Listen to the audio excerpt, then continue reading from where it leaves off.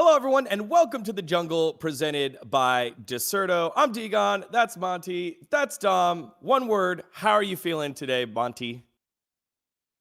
Tired. Dom?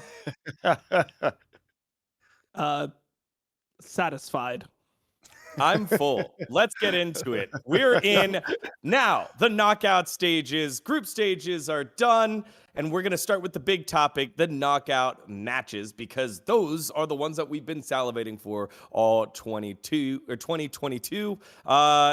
Top side of the bracket, bottom side of the bracket, 3 LCK teams on the bottom side of the bracket with reigning champion EDG there on the top side of the bracket. You have JDG against Rogue, and then T1 against RNG. When we take a look at this bracket, gents, what are some of the things that jump out at you? The biggest match that you're most excited about? Let's start with you, Monty.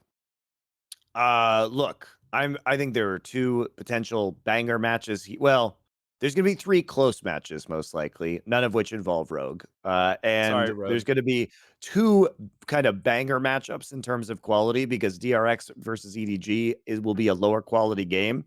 I'm here for the T1 versus RNG MSI rematch and the Gen.G versus Damwon Kia, which has proven to be surprisingly close throughout this year of competition.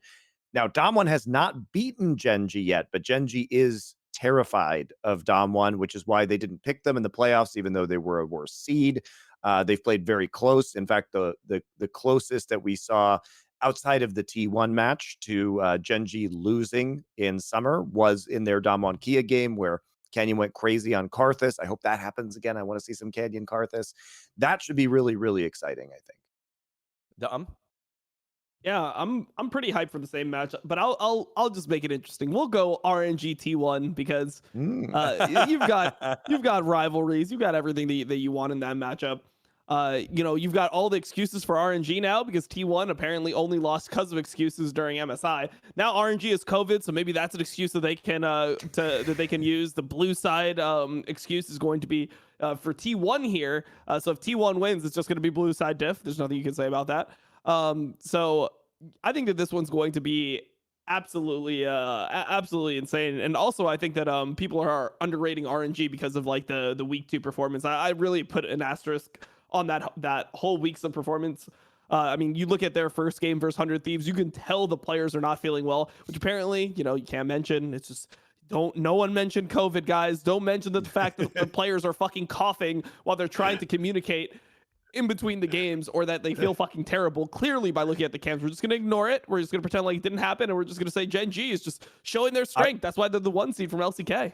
I don't know, Dom. I think we should really judge RNG after having played 4 best of ones. Like that 4th best of 1, that's when we know they're at peak form. They're all warmed up, right? They're definitely not exhausted from being sick and it being late at night after being up all day, having the burden of playing against 3 different opponents in the same day, including a very challenging one in Gen.G. I think that's the gold standard of RNG that we should take. The gap closed, guys. 100 Thieves was just actually playing insanely well. So obviously, 100 Thieves almost beat RNG. RNG almost ready. I think to take on Abadage T1. had it too because he was like not on stage, right? If I recall correctly, it Yeah, wasn't every member of 100 Thieves that was out there on stage. So I mean, shit sucks, but I feel like I'm never allowed to get a good read on RNG because when they play against DRX, they're like both teams are super jet lagged and they're like playing Neela for the first time for no reason, and then they don't really have any competitive matches ever since then, and then they have COVID. So like, I actually just have no idea how to evaluate RNG as a team because there have been very legitimate circumstances that probably caused them to not perform their best. Yeah, well, before we continue diving into the rest of the quarterfinals, I'm being reminded by our flexing profile picture producer that you should subscribe to Dexerto Esports. Make sure to subscribe and let us know in the comments below of this video which quarterfinal matchup you are most excited to hear. I'm most excited to hear and see hear and see the battle of the bot lanes down on the bottom side of the bracket. Lots of alliteration happening right now, and the battle between world champion supports. It's Mako versus Barrel with Deft and Viper, part of the DRX versus EDG matchup. Because Lord knows it's not going to be battle on the top side of the map, but bot lanes are back on in for that side of the bracket. I want to see that one pop up because we've seen like good AD carry play. Ruler has played well, and then everyone else has just kind of done their job. We've actually seen a lot of bad AD carry play as well, but a lot of those teams are out. When we evaluate the rest of the bracket, what are some of the other games that jump out at you? No one taking JDG Rogue? We have no JDG Rogue fans here between you two? I think Rogue is getting hard 3-0'd. I think it's going to be like a pretty. I mean, look, JDG will normally have like one game that looks like not great or it looks kind of close, and then they'll end up winning anyway. But I really can't see how Rogue ends up attacking like JDG, especially with their playstyle. All right. So I think Rogue will take one game. This is the EU hopium right here. Do you believe that actually? Yes. I do. Okay, all right. I do. Wait. I have the newest supply of hopium for one game. yeah. It's now in like solid form. So before, usually we get the inhaler for hopium. I've got this one right here. Oh, it's the American hopium here. It's our new product that we're selling off to the EU fans, so that NA has something to show for. Are you going to do some America fellatio on our stream? I am. Continue on. Are you just gonna eat that on the show? I am. Okay. Wow. That's somebody's fetish right there, by the way. I don't know who it is, but I'm really glad whoever you are out there, you're getting it's your favorite day ever. Sorry, I totally derailed you from the road through 1 point. Look. Larsen's been playing pretty well. I think that he can match up into a scaling handshake with Yagao in the mid lane. Their bot lane has been doing really well. We've spoken very highly of Trimby in the past and how good he is and has been. I think they have a lot of flexibility in the bot lane. I think there's one game that Malrong's going to just go crazy on them and do weird Malrong shit and be able to win the game, combined with some safe tank play from DGon in the top lane and some solid performances by Larsen and comp. I don't think it's outrageous that they win a game. I do think that they will definitely lose this series, though. Okay. Anything to add there? I've got some insider stuff from being at Madison Square Garden, but what do you think there, Dom? I just think it's a hard 3-0. I mean, the thing about Rogue and JDG is like JDG will keep on coming at you, and it feels like Rogue is just not going to be able to keep up. Even in the games that they win, they're going to end up losing. Like the games where they're like playing better, they'll end up losing anyway. So, I mean, this would probably be, I think, the biggest upset of all time if Rogue end up somehow beating JDG. At least at Worlds. Well, odds right now, Dom, are 250-1 on Rogue to win Worlds. So. Really?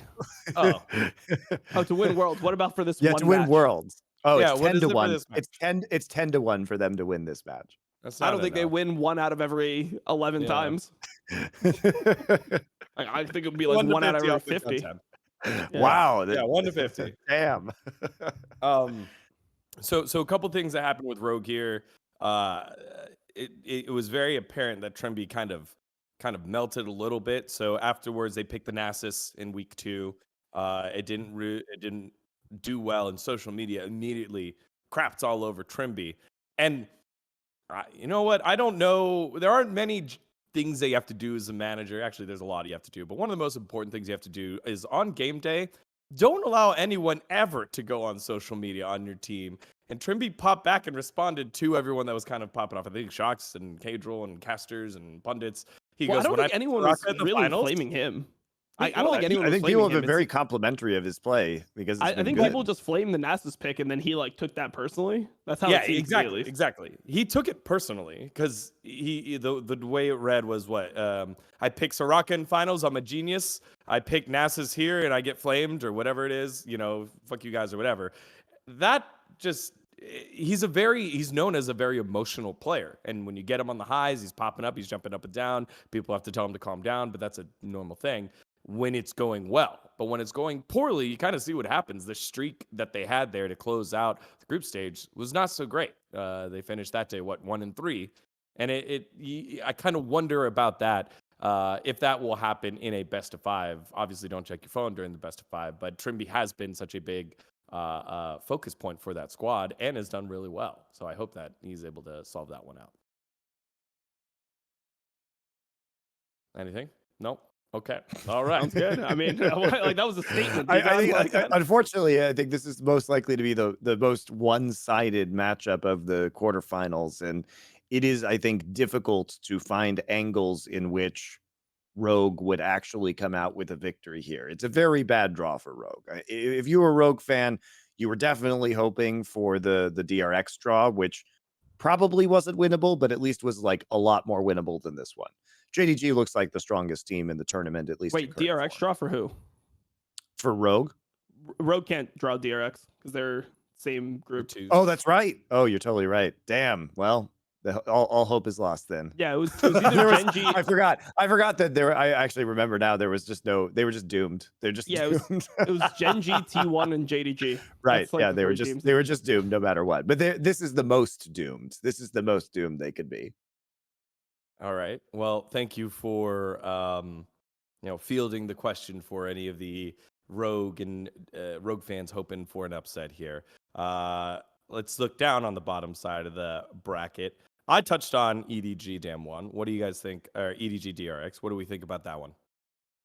I'm a EDG believer in this matchup. I think that EDG actually matches up the best into DRX because Flandre is like a clear weakness of EDG. And when you look at like the other teams that they could have matched up against, I mean, I think Doran.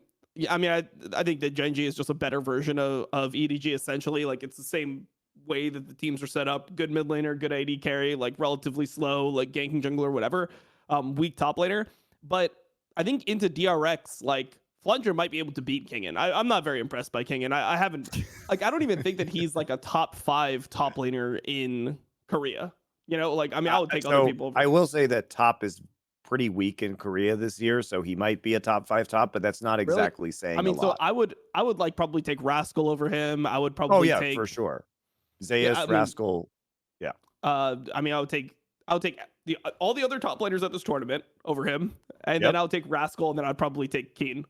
That's Keen wasn't good, but here's an argument for you. Birdall might also be better than him, and he's Birdall just could a be better. Yeah, I mean, Birdall played, but you have to understand that it was a pretty dark year for LCK top laners in general. You know, when Dove is on a top team and Kingen's on a top team, it's not awesome. I'm like the biggest Dove hater, so trust me. Like, I thought this guy. I'm the biggest Dove hater. I will fight you. Oh, okay. All right. Well, I hated watching Dove play. You know, I like everyone else on that team besides for Dove on Sandbox. I mean, this is why I didn't want Live Sandbox to come to Worlds, because in this meta, Live Sandbox would have been really sad. Like Dove would be a giant liability. Well, maybe with Fiora being a meta pick, people would blind Fiora and then he could play his Azir top. And he could do something there. Huh? That's a deep cut. No? Anyone? Okay. All right. Anyways. Sorry, DRX, I think straight. He's not even here at the tournament. I mean, look, he role swapped. All right, you know what? It's kind of unfair to flame him. You know, he's a role swap. It is what it is. I mean, normally role swaps from mid to top actually go pretty well. Like Xiaohu was kind of like one of the best top laners in the world when he role swapped. But we'll forget about that for right now. We're talking about DRX and EDG. But I think that EDG actually matches up well into DRX, and I think that DRX is probably the easiest one seed. Easiest one seed to play, but I think they're also the easiest one seed to prep against. Because like, I mean, you're going to ban Heimer every single game. So that's already one. And then you don't have to ban the same things versus DRX that you do versus other teams. Like, I don't think you need to ban Azir versus DRX. I think you want them to be playing Azir and not Akali and Sylas. So I think you essentially just ban like Heimer, Maokai every single game.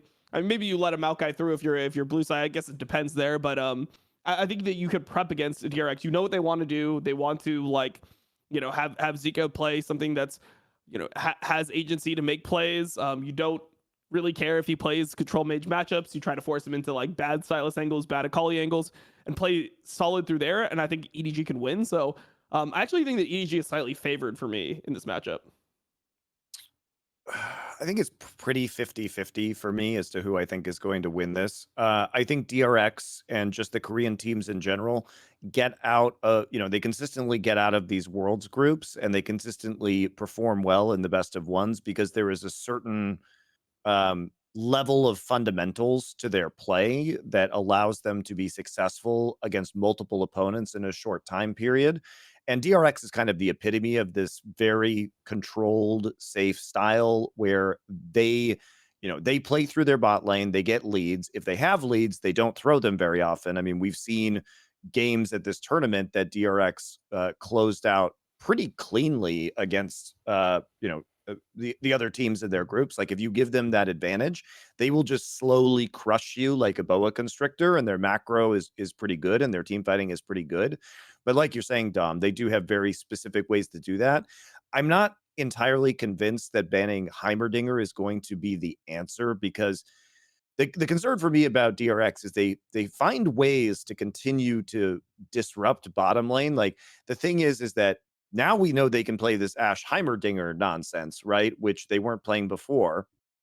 But you also have to be conscientious about them playing Yumi Sivir. You have to be conscientious about them playing Caitlyn Lux. There are a lot of different looks that they've given. Kalista Mumu was the classic that got them through a lot of the early parts of summer. They are very dangerous with a lot of picks, and I'm not sure that you can successfully ban out everything that they're going to do, which gives me, I think I probably give a slight edge to DRX here as a result of that. All right. 50-50 for one, slight edge for DRX for the other, for the EDG DRX matchup. But I think it'll be a close series, which is exciting, because if these teams were facing anybody else but each other, I think either of them just get stomped. There's too many other like good teams at this tournament. So even if they, this match may not be that exciting on paper because we know these teams are weaker, when they match up against each other, I imagine this will be like a 4 or 5 game series.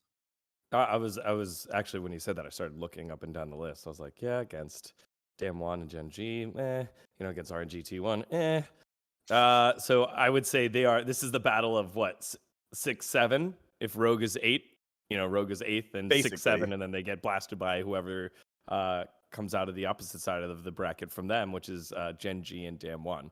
So Damwon, Kia, Gen.G. I called this side of the bracket the world champion side of the bracket, because you have one on all 4 teams here, with Gen.G, Damwon has 3, DRX has Beryl, and EDG obviously the reigning champs right there. So that's 5.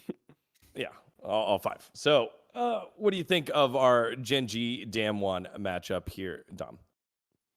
I think this one is going to be closer than people expect. Yeah, I think that in general, the meta changes have hurt Gen.G slightly, and they've helped Damwon, I would say, significantly. Now having the ability to play carry jungles were completely gone. It was just Poppy, Trundle.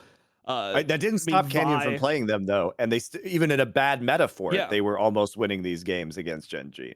Exactly. So I think that Canyon can have I think I'm really looking at him to have a big series. And I mean, I think Showmaker has came back into form a little bit. I think people were pretty low on him throughout most of LCK. I mean, he didn't look like himself. I mean, he definitely wasn't the best mid laner in LCK anymore, but I don't know. I've always liked Showmaker more than Chovy. I just feel like Chovy is he's just very lane focused, and Showmaker is just a winner. Like he's able to find ways to win the game. Obviously, he had a pretty bad build in the JDG tiebreak game, and he's not like in insane form, but I think that Showmaker and Canyon are going to make this hard for Gen.G.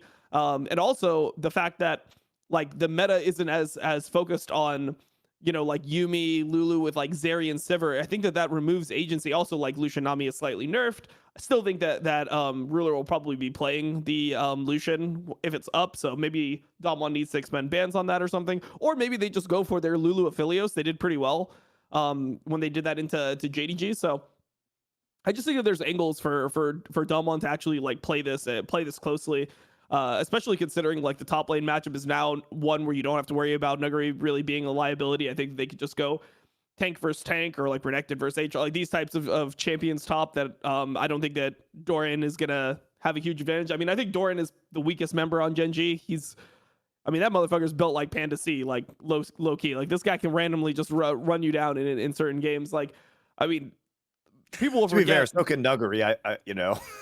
Sure. I mean, Nuguri can run you down, but the thing is, like when Nuguri runs you down, it looks like he's doing it on purpose to punish you for not playing towards his lane. But when Doran runs it down, it looks like he's trying, and it's just like it's happening to him. You know, like it doesn't feel like he's making a conscious decision. Like when Nuguri runs you down, it feels personal. It's like, no, he wants to be running you down. So, I mean, I respect that a little bit more, you know, running it down with intention.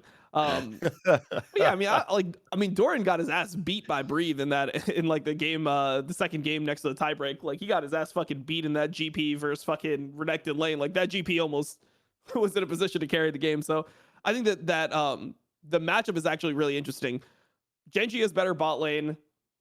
Dom1 has better jungler. I think mid lane obviously is slightly sided towards Chovy, but I don't think Chovy was as good in group stage overall as what I expected.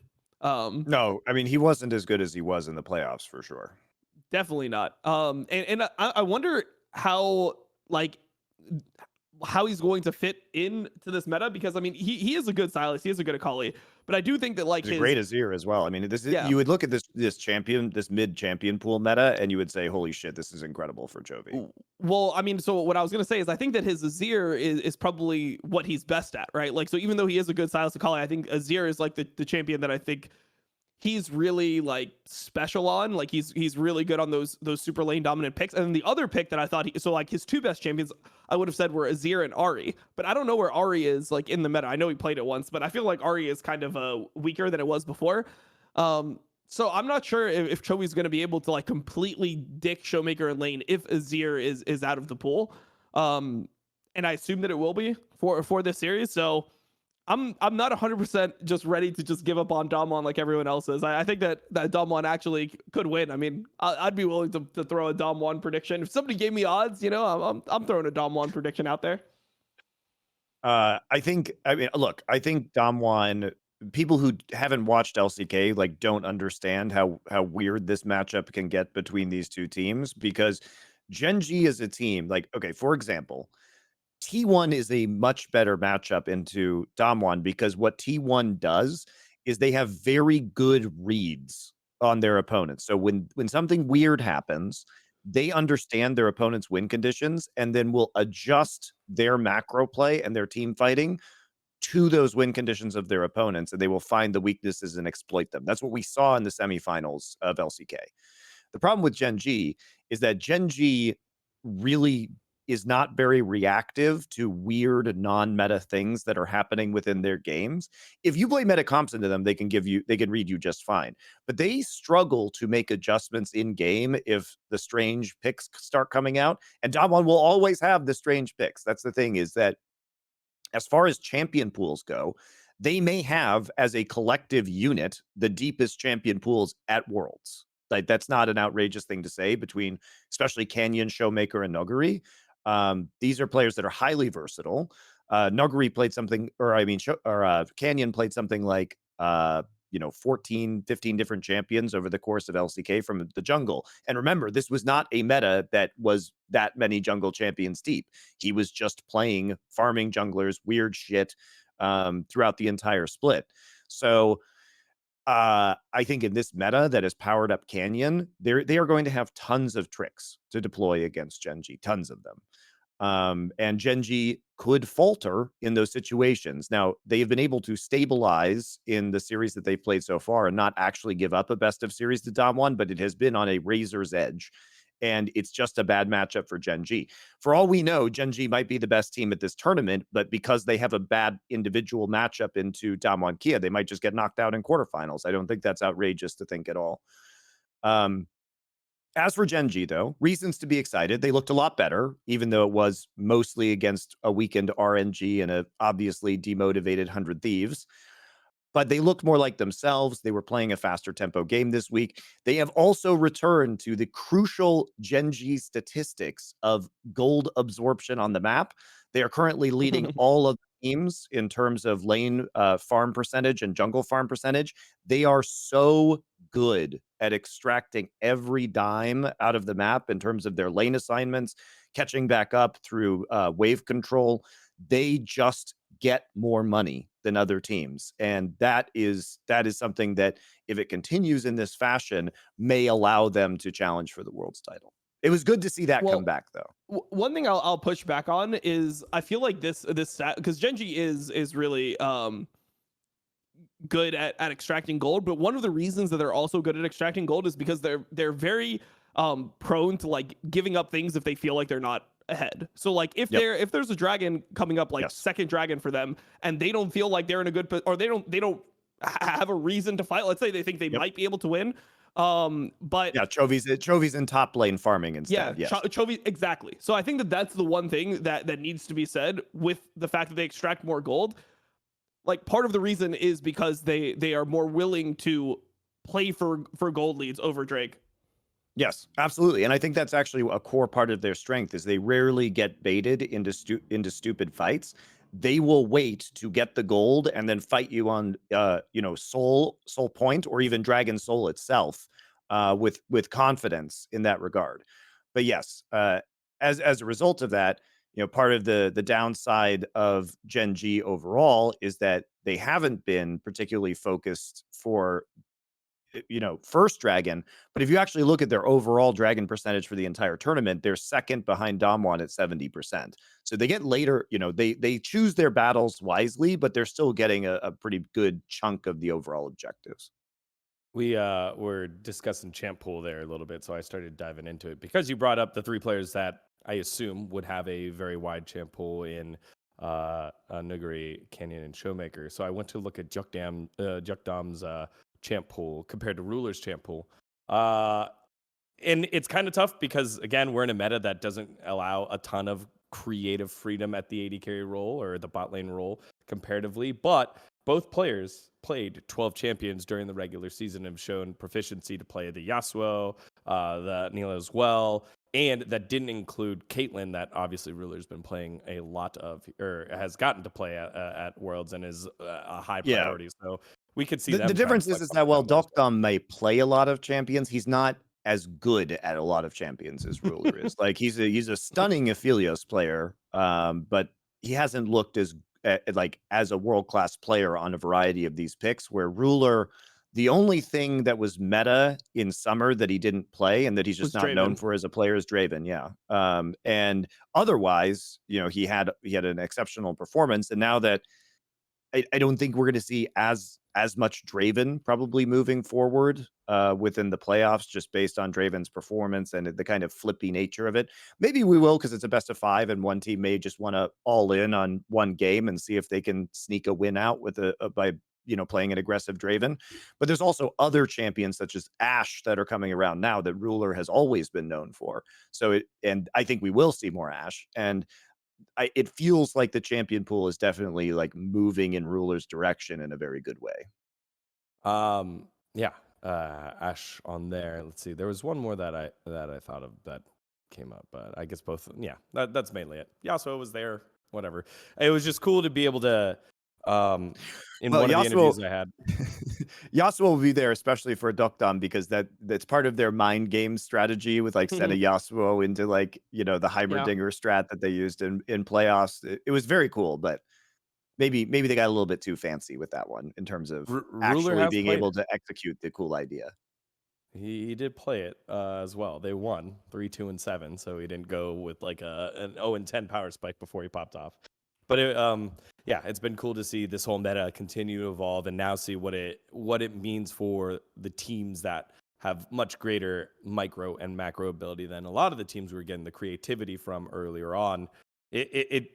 Which leads us to, I think, now the second part. We've dove into all 4 of our quarterfinal matchups. And before we take a look back at how everyone else did in the group stage, now's the part where if you're a Western homie, a North American fan, or an EU fan, and you don't like your feelings getting hurt, now's the time to possibly skip ahead. We'll put timestamps in there because it's not good. It is historically bad for North America. And after all the smack talking and waving your fingers and cheering, EU did just as bad week 2 as North America did week 1, minus one win over. Thank you, Rogue, for making that happen. So how did we feel like? And before we dive into that, I need to remind everyone at home, make sure to like and subscribe to this video, write in this comment which matchup you think is the most exciting. So now that we've done that, we look back, what is the major storylines from the group stage week 2? And then we can look at group stage overall for our Western teams, because only Rogue is the team that made it on out. Yeah. I mean, it's tough. It is what it is. I think that they were probably the only team that you could even say had a chance to make it out. I mean, some people had Fnatic, some people had like C9. Like I tried to throw C9 in just for like a conversation starter, because they were like the best. I mean, in my opinion, one of the best NA teams we've sent in a while. But realistically, I mean, the gap between the East and the West was the big. I mean, you can find clips of us saying this. There's like the gap between the East and the West was the biggest it's ever been this year. Like I think it was crazy big. If you were watching LPL and LCK, and then you were watching LEC and LCS, I mean, I think the biggest problem for LEC and LCS is the teams that were supposed to be the super teams, where a lot of the talent was allocated, weren't that good. So the fact that TL's not there, Liquid not being good was Vitality. a big problem. Yeah. I mean, I think that's a huge one. Obviously, Vitality not being there, like a lot of the players that have been the guys that have been succeeding internationally haven't been there. You know, I mean, if you look last year, I mean, okay, so you have Vitality. I mean, Carzzy wasn't that good, but he was one of the players that was on Mad Lions. I mean, Alfari was, I think, now like underrated on TL. I think people act like he was shit when in reality, I mean, he was a pretty fucking good top laner. Perkz on C9, like somehow get shot. For some reason, like all these players that I think were actually playing pretty well just because of their personalities, they just get their career like revised to the point where it's just it's just completely inaccurate for how they played. So now that you have like all that type of talent, you look at Bwipo, who's always been good notoriously at Worlds. Hansama was probably the best AD at Worlds. Like a lot of the players that were the players that could compete with the Asian players weren't there this year from NA and EU. So I think that's what made it super hard for NA and EU this year. I mean, G2 is one of the teams that people were hoped for, but at the end of the day, like this was a rebuilding year for G2. This was like the first year in what, 5 years where they're actually rebuilding. They're actually getting rookies on the lineup. They don't have a super team. Yeah, and look, the fact of the matter is that not every player that a team, even a team that's very good at scouting, is going to be a hit as far as a rookie. You never know until you get them in those environments. So sometimes you get a Targamas and sometimes you get a Flackhead, and you just have to adjust down the line. Like I assume that Flackhead is no longer going to be on G2 after this year. Really? And if they're smart, they'll pick up Neon, because he's just like, why the fuck wouldn't you do that? So I think Targamas's performance has been very impressive, though, and that's a great diamond that they found in the rough. So it'll take time, I think, to make these adjustments. And as shitty as NA did last year, I think you can look at the previous year with Cloud9 making it out of groups. And I know, Dom, you love to talk about Perkz on that roster and your opinions on him. So do you have any words for fans of the LCS comparing World's performance from last year to this year?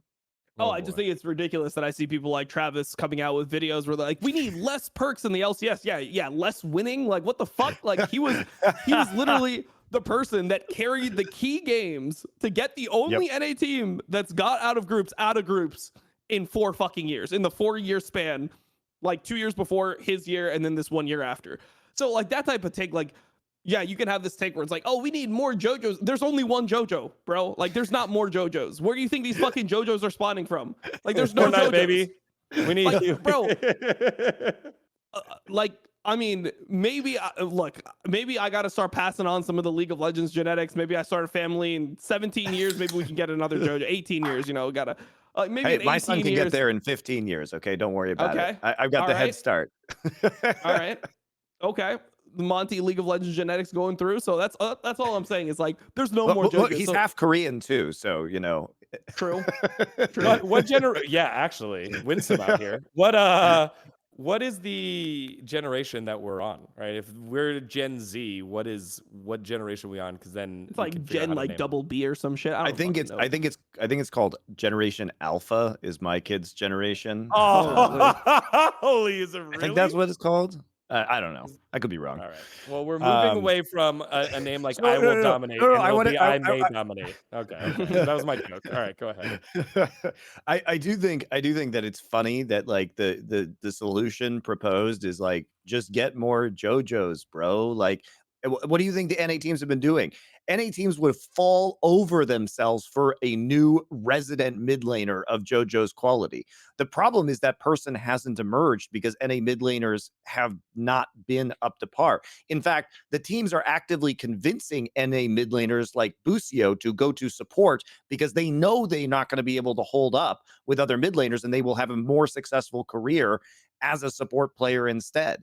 There is no faith that NA can produce strong mid laners. So JoJo, I mean, credit to EG's coaching staff for identifying him, training him, like big credit, right? Big credit to Peter Dunn and the rest of, everybody over there, Rigby, Artemis, Empire, all these guys have done a great job at developing players.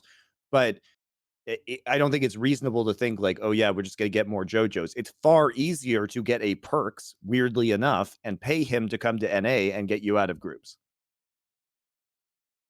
It's faster too.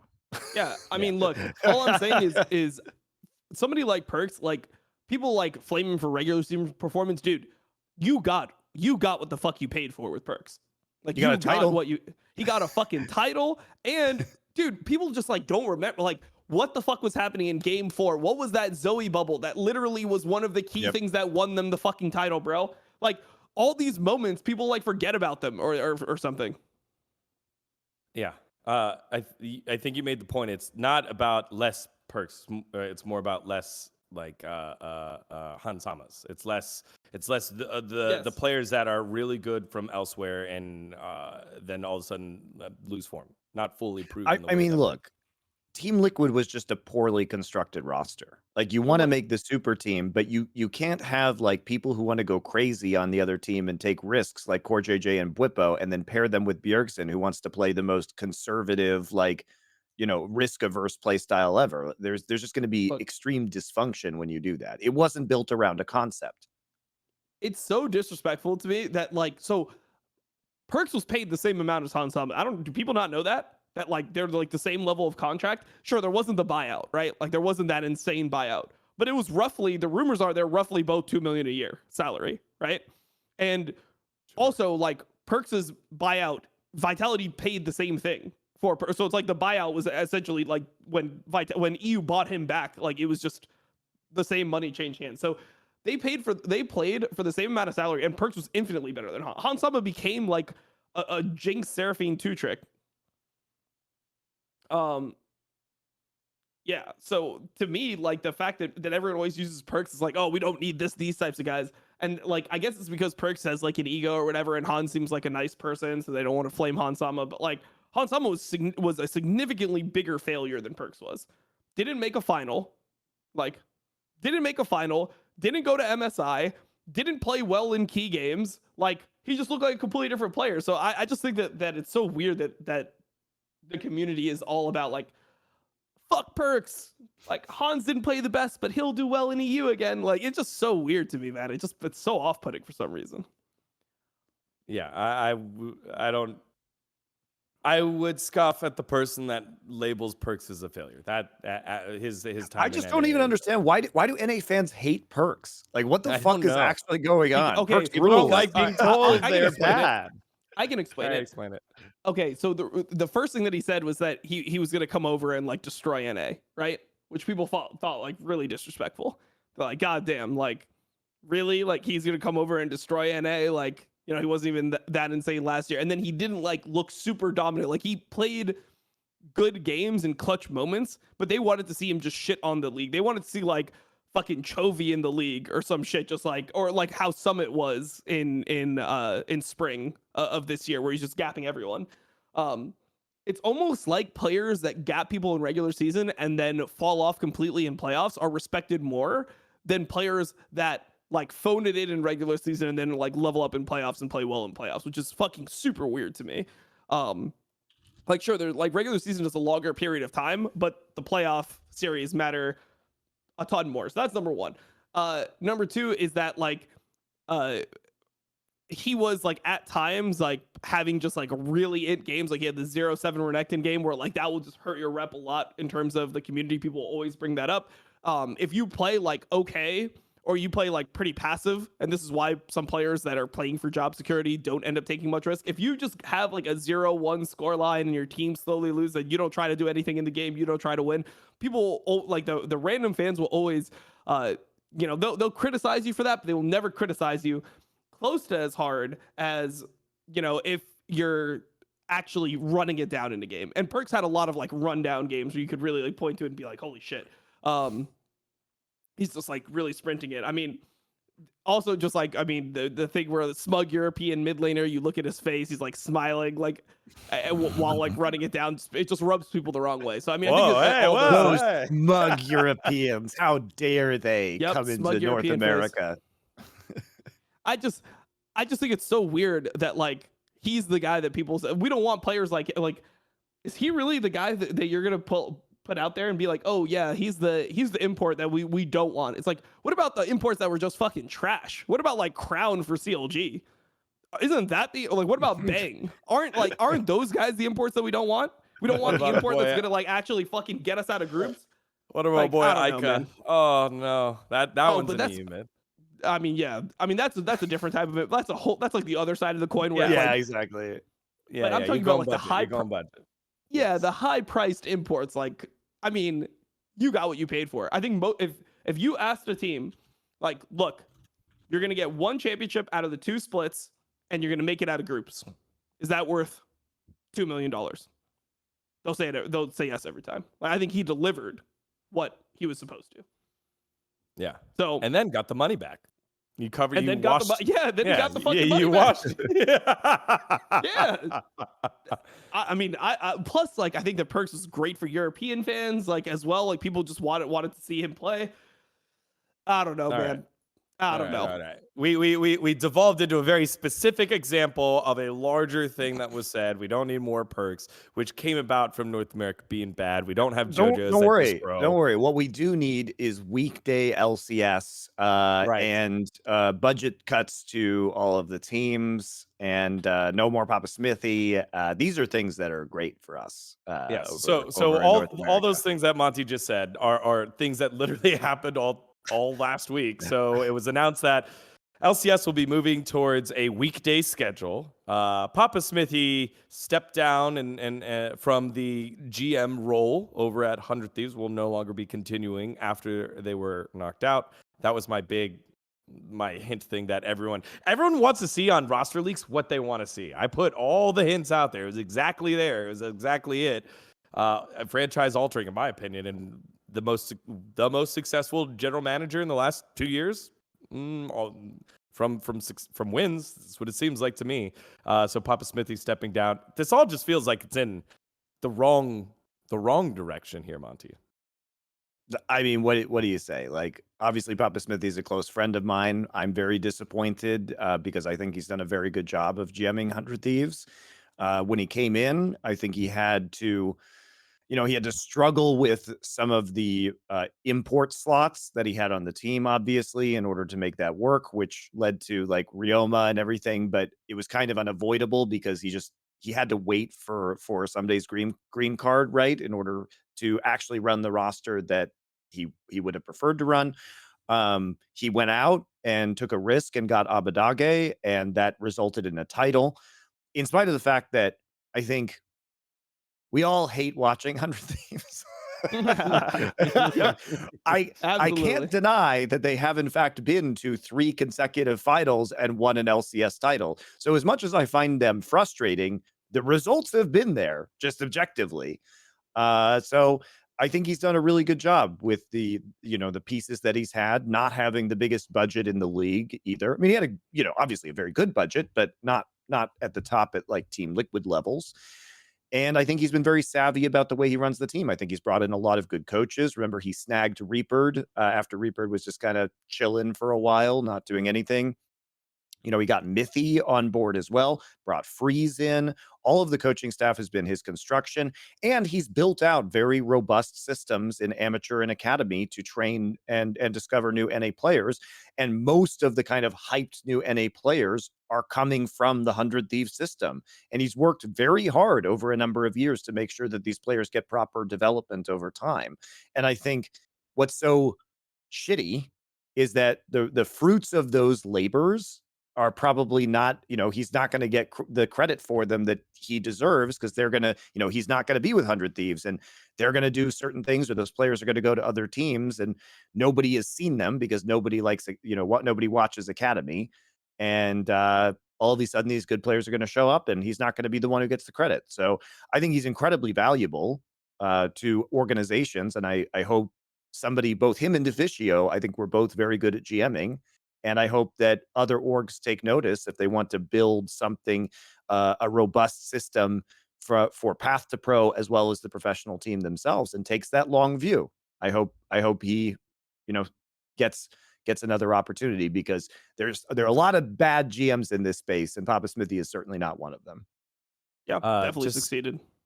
To hammer home a couple of those players that have gone through the 100 Thieves system, Sword, Ken.V, Gamsu got sold to Dignitas, which is, I mean, I will say he took the risk they on that. never promoted any of the players. Like, they had the system for like a while, and they never did actually end up promoting any of the players. That's okay. That's okay. Cloud9 was making a lot of money off of selling players off to the other orgs because of the way that they've done. And EG is another one that is starting to do that a little bit, but it's mainly been 100 Thieves that have, since he's taken over, that have been able to do that. Poom, Luger, now the whole organization's named after him. Counter Luger Gaming. They got paid for that one. So I think there's a whole, you know, that is one thing that does go over the heads of players. Contracts was also part of the system before he got sold to CLG as well. So there was a lot there. Fake God, your boy Fake God got sold on over, Ken.V as well. So there's a long list of players that, regardless of how they ended up doing, 100 Thieves got paid for it because they were the ones that either discovered him or was able to find success with them to put him out there. So definitely a big thing for Papa Smithy stepping down, and 100 Thieves now having a new direction in the future. And again, what does that mean? Does that mean that system's still there? LCS, there's a lot of questions. There's a lot of questions going into the rest of the year. All I'm going to say is this as well, is GMs are far less expensive than almost any player, at least in the LCS right now. So, you know, if the GMs are leaving the teams, it's probably not going to be great for player salaries, because that's not the biggest cut you can make, if you get what I'm saying. Right. And he's not the only GM, right? Danon as well moved on after being at Golden Guardians for a long time and trying to deal with the which is sad, because like I think Danon, one of his greatest strengths, I mean, you guys may not like this, and we can have a discussion about it, but he was one of the big advocates for changing the playoff format to what it is now. And I don't like 8 teams out of 10 being in the summer playoffs, but I do like the double elimination system, and I'm glad. And he's been a really big advocate for format changes and you know, making things better in terms of viewership and the LCS product. And it sucks, because I think he had a lot of really good ideas, and he's not going to be there to push Riot on that anymore. No, yeah, it's a lot of change. And again, as you just said, was willing to work that relationship with Riot to make those things happen. And now you have a lot of guys that will be taking the role, and gals as well, to taking the role, that had the opportunity to take the role and put their ideas on display, but maybe not the same type of savvy or the types of relationships that have already been there. So big questions here for LCS. All right. Interesting, though, how maybe things might have changed if one of the teams made it on through. A lot of these things would have happened, but maybe the perception would have been different. I don't know. Because I felt like, I remember sitting in this chair, getting that Coke bottle, running upstairs to my rooftop and dumping it on my head because I didn't know what the fuck to do when Cloud9 won and made it into, like, you know, they're 2-4 and made it into the group stage. It felt like, oh, we're justified. We belong as a major region. Everything was supposed to happen has happened, right? I don't know if it would have been the same now that I think about it. If a Cloud9 or even like 100 Thieves, who in their final game against RNG, the one that mattered, I felt like they played really well. I remember sitting in the audience and thinking, oh, okay, this is what Dom and Monty mean when why would you watch LCS when you can watch teams do what they're supposed to do and then it comes down to execution every time? Felt like 100 It was Thieves really played sad that they game. lost that game, actually. It was really To sad. that point. So, all right. Anyway, They committed the unforgivable sin of standing in Baron Pit versus Sivir Yumi. Oh man, Gets you every time, man. Gets you every Oh, time. man. I hate seeing You these like but, ricochets? I mean, like, they have to, like, the thing is, I just don't understand how they don't have the foresight, because you can tell, like, clearly once they're in the Baron Pit and the ricochets start hitting everyone and the Sivir is just hitting for free, like, they know that they fucked up. But I don't know how they don't know that they fucked up before it gets to that point. They're just like, yeah, this is looking pretty. Oh, fuck. Oh, maybe we shouldn't have started Baron here. It just always ends up bad. It always ends up bad. But they did so good up to that point. Even when they, on the first Baron where they died, but one got away, I was like, this is still worth. They were making worth trades Bro, throughout. all I'm saying is that in general, it looked like COVID was harder for RNG to defeat than 100 Thieves and CFO. That's all I gotta say. Yikes! Yikes! I think I COVID suggest was we the third start calling strongest thing. the Sivir in the Baron Pit the Sivir Blender or the Baron Blender, because it's just like everybody goes in there and then just the blades just start flying everywhere. It's pretty funny to watch, but I would have thought teams would know that by now because it's happened like 3 or 4 times at Worlds. Maybe you should be really careful. I mean, they know it, but it's just they underestimate it every time. It is what it is. Is there a team from the West that comes out of this good? Right, we've now hit like a lot of the negatives and a lot of the doom gloom for both West and EU and NA. But is there a team out here that's like, hey, we got knocked out, but a lot to learn from? No, I don't know. I think. I mean, I don't think that anything like. I mean, I think teams might come out well, but I don't think because of this result, really. All right. I tried our positive fans out here. No, there's no hope.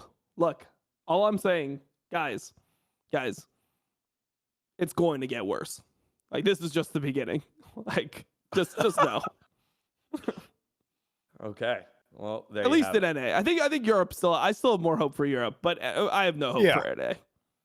No, I think that's I think it'll be totally fine for Europe. I mean, this was kind of an off year, but even in an off year, they managed to squeak their way out of the group stage. And also, I think that the cutting budgets will have a pretty big effect on European rosters because I think a lot of the imports are just going to go back to Europe. That's interesting, because then they have a robust system below them in amateur to develop the next talent that are going to be better than the talent that are already there in a year or two. So, and we have Academy. We have Academy. Academy's good. Like, we just rifled off those names that Papa Smithy. Give Kemby a couple years over on Immortals. I'm sure he'll be fine. The problem is that if those Academy programs and amateur programs stop, then the flow of talent will also stop, DGon. So up to 100 Thieves to keep them going now. Don't know who's going to run them without Papa Smithy not there, but maybe they got it under control, guys. Yeah. Geez. Okay.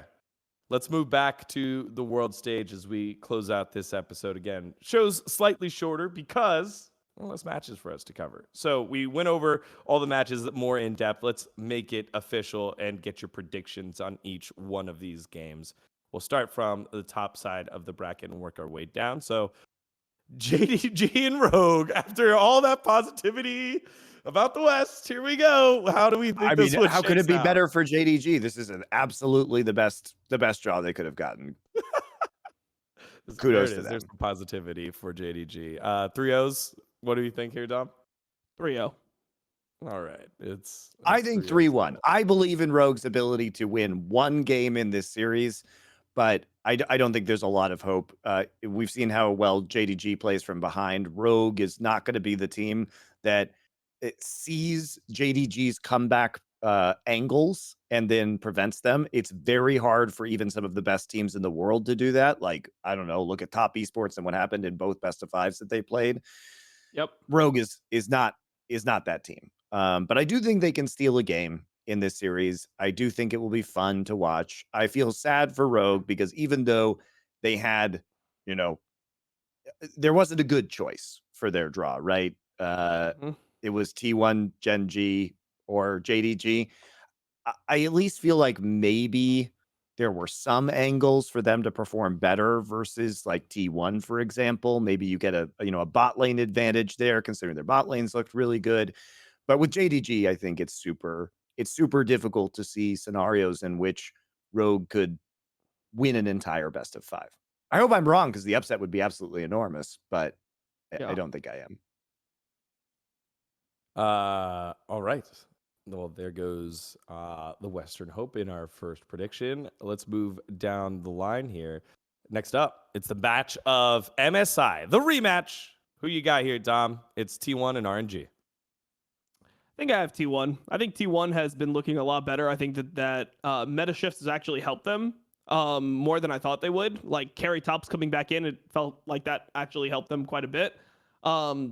Definitely think there's angles. I'm not sure if Owner is going to be able to play things like the Graves super well. He always seems more like a Viego Lee Sin player to me, which is kind of similar to Wei on the other side of things. But the fact that they no longer have to like rely on Gumayushi to like, they don't have to play like Sivir Yumi or like, Yumi, Lulu and just be like, go in there, Guma. And now like Keria has more agency. I think that's definitely a good thing for T1 in general. So I'll go T1 winning a close series here. Monty, what do you think? I have T1 as well. I think there are a few advantages for T1. Now, look, T1 could all get COVID by the time this happens, and they could be in RNG's position because I don't think they've had any brushes with the virus yet. But RNG hopefully will be on the upswing after that. They should be mostly recovered as long as there aren't any very serious concerns by the time that this match rolls around on Friday.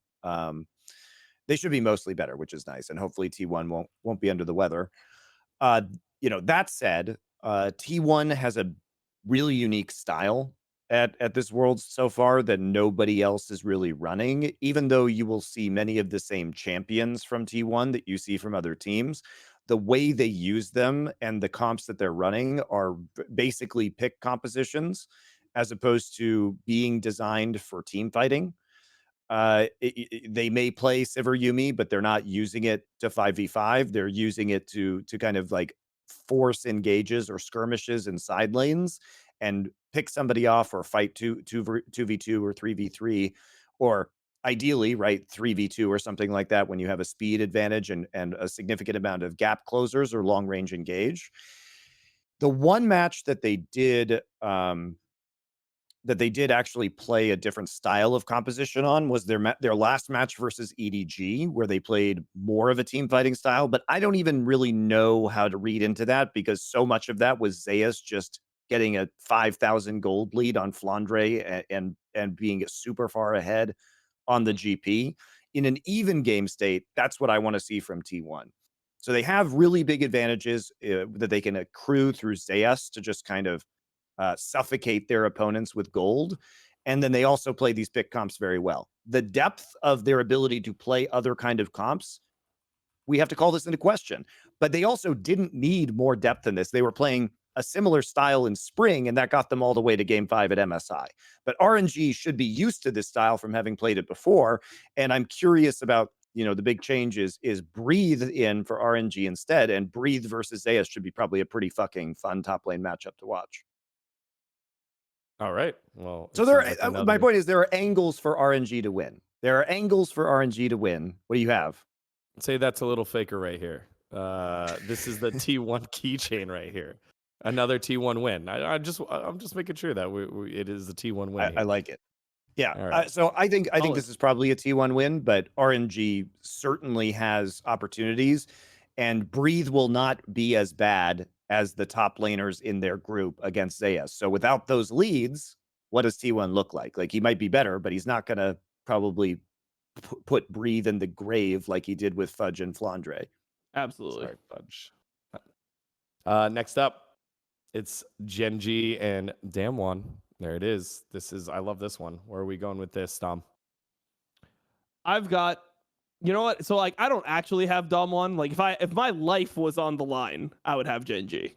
But my life's not, and I'm just doing talk shows. So I'm gonna be rooting for Dom1. So I think Dom1 has a chance. I think Dom1 has a bigger chance than people think. So I'll go Dom1 here. You I just think want this your is boy Canyon to pop off. Yeah, I I really mean, we all want want Canyon Canyon to pop off. There's a couple different angles you could take on this one. One is if Dom1 can actually beat Gen.G in a best of 5, they are potentially going to win Worlds. Like that, they would be in such great form at that point in time. And we've already seen them play a few close games. I mean, we've talked about it, but basically the two best games so far at Worlds were the first JDG versus Dom1 game, and then the tiebreaker JDG versus Dom1 game.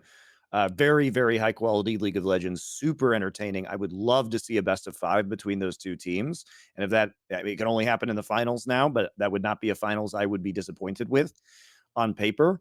But I do think Gen.G probably takes this one. They have just, slowly been looking better and better and better and better.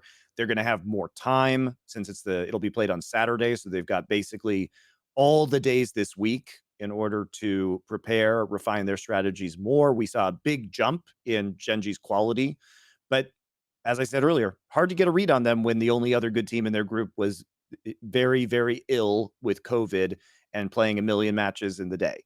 So I'm still waiting on this one. This will be the first, I think, real litmus test of Gen.G, and I hope they live up to those expectations, because I don't know if they're going to have a better opportunity to win Worlds than they do right now. This was their season to win LCK. It's the best chance they had. If it wasn't going to happen now, probably wasn't going to happen. They have all the pieces. They have been performing extremely well. They have been dominant, and they have the players and the meta, frankly, to do it in. So step it up, Doran. Stop being shitty and help Gen.G win Worlds. Stop being shitty. Okay, nice. I like that coach's speech. There you go. And then let's close it out. You guys said earlier 50-50s. Let's put a score on it. DRX EDG. You Monty actually said you had a slight edge to DRX. Was that who it was? I just think it's like pretty 50-50. I would give it maybe like a 3-2 to DRX, but I wouldn't be confident in that pick. Both of these teams have their limitations, and I think it really comes down to who can game plan the best, but they play in very similar ways. I think DRX probably does have a very slight advantage, but kind of goes back and forth. And frankly, considering the tragic underperformances of certain players in certain games that we've seen on both of these teams, whether it was like Pioshik just being fucking terrible, or Flandre just getting absolutely Being dominated terrible. by Zeus in the top lane, Yeah. Like there were will some say- real lows, and it feels like it's going to be whoever has fewer lows on the day, and we just have no way of knowing which player wants to go home, I will say that Maokai top, I think is a little bit fake. We've seen it a few times now. I think Odo is pretty much the only one that can really like get through the lane, but I don't think it's supposed to be a top laner. I think it's a fucking jungler, but but a lot of people seem to not want to play it into a lot of the other matchups that you have. So, on this matchup, DRX versus EDG, I'm going EDG. I think that they'll be able to control DRX in draft. The wild card could be Pioshik. I think the weird thing about EDG is that Viper hasn't looked close to himself. Like, I mean, if you look at the other ADs in this tournament, right? Like, people would say, oh, well, like, Gala is probably looking like the best AD carry from China right now. Like, maybe Gala, or maybe some people say Hope, but Hope's had more, like, bad games, definitely, than Gala has. But realistically, within LPL, like, Viper was dominating Gala, which I think was, like, a pretty... that's pretty significant thing when you think about it. Like, dominating a player like Gala is not easy. Like, Gala's been able to win MSI for a reason. He's able to go against some of the best AD carries in the world and perform well against them. So Viper was like on another level domestically, and he hasn't shown that. So if Viper shows up, plays like I know he can, and they draft intelligently around DRX's weaknesses. I definitely don't think that DRX has like too many strengths. Maybe Barrel's a point of strength. Maybe Pioshik's ability to play something like Graves could be a point of strength. Outside of that, I don't really think I don't think And Zika's a better Kindred. player than Scout. Maybe Ban Kindred. I mean, Zeka's had a very good tournament so far, but yeah, I don't think he's fundamentally a better player than Scout. And also, Scout has more versatility because he'll go onto the Lissandra and play some different styles. Yeah, I think it'll be interesting. I actually, as much as I don't think this is going to be the highest quality League of Legends at this tournament, I am excited about this matchup because I just think it's going to be very fun. I think it's going to be really even, and like Def versus Viper is just super hype. So I'm down with it. Yep. All right. There's Agreed. our 4 predictions and picks there for the quarterfinals, our knockout stage as we've reached it. We covered Who's going to win Worlds? Who's going to win Worlds? We have to predict the rest of the bracket. Yeah, yeah, Right we have now? to predict this now. We have another show until the end of Worlds, so let's go. Oh, Let's do it. I thought we had one more. My bad. Okay. We do after Let's Worlds. go. It's over. Finals. Who do you got going all the way through? Let's go with you, Dom. JDG. I think JDG is going to win Worlds. I thought that at the beginning. Nothing has led me to believe that they're any weaker than what I thought they were. You know, it seems like they still have the same strengths internationally. They're still able to come back at any game, and they're still super resilient. Really like the team. I think they win Worlds. Dom, Monty. Gen.G, I think they will power up the longer the tournament goes on.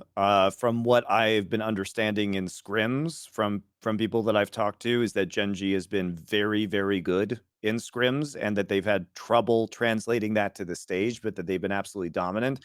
The byproduct of dominance in scrims is that sometimes you don't have the best meta read, because if you can smash people with anything, then you don't know what necessarily is going to be good when people are not playing like they do in scrims and being on stage. And I think they have a better read on that we saw in the second week of competition.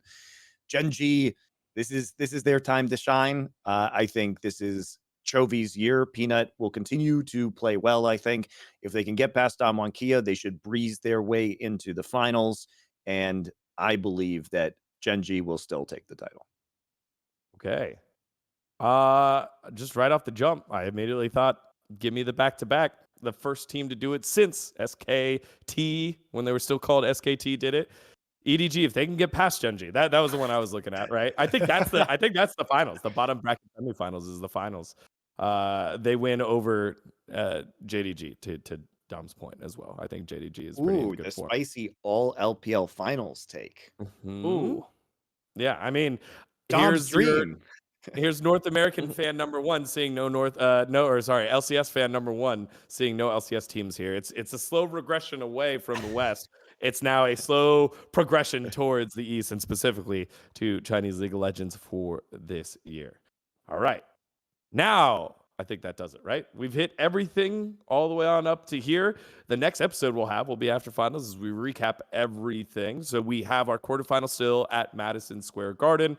Then we have the semifinals at one of the nicest stadiums in all of American pro sports, at the Mercedes-Benz Arena in Georgia. And then we close it out in one of the newest stadiums in all of basketball, the Chase Bank Arena over in San Francisco. It's right on the bay. It's brand new. See, that was Dom, really the Golden State or the Golden Guardians Yeah, are you useful took my for job. something, Dom.